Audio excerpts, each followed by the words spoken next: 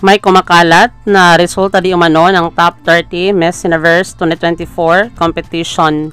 Ang resultang ito ay mula sa combined scores ng closed door interview, swimsuit segment at national costume. Nakakalungkot dahil wala sa listahan ang pambato ng Pilipinas na si Chelsea Manalo. Siguro, fan-made lang ito. At sana may magandang kapalaran si Chelsea sa Grand Finals bukas.